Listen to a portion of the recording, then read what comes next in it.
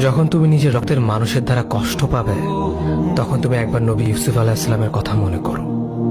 তিনি কিভাবে নিজের ভাইয়ের দ্বারা প্রতারিত হয়েছিল।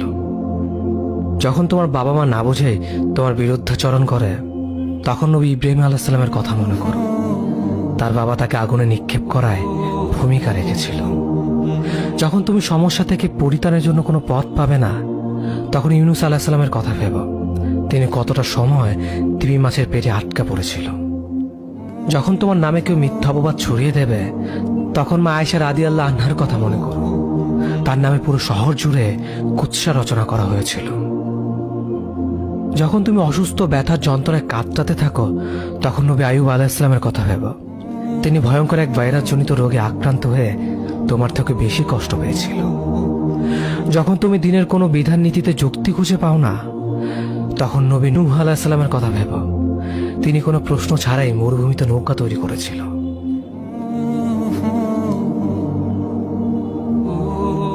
যখন তুমি আত্মীয়স্বজন, পরিবার, বন্ধু বান্ধবের কাছে হাসির পাত্রে পরিণত হও, তখন তুমি শেষ নবী হযরত মুহাম্মদ সাল্লাল্লাহু আলাইহি ওয়াসাল্লামের কথা ভেবো। রাসূল সাল্লাল্লাহু আলাইহি ওয়াসাল্লাম বলেছিলেন, সবচেয়ে বড় পরীক্ষা দিয়ে সব থেকে বড় পুরস্কার আসে। যখন আল্লাহ কাউকে ভালোবাসেন, তখন তাকে পরীক্ষা করেন, এবং যে এই পরীক্ষাগুলো মেনে নেয়, সে আল্লাহর সন্তুষ্টি অর্জন করে। আর যে অভিযোগ করে, সে তার ক্রোধের পাত্র হয়। হে আল্লাহ, তোমার কথা মনে করা, তোমার প্রতি কৃতজ্ঞ হওয়ার এবং তোমার ইবাদত করার তৌফিক আমাদের দান করো। আমিন। যেভাবে তুমি সন্তুষ্ট হও, সেভাবেই আমাদের পরিচালিত করো।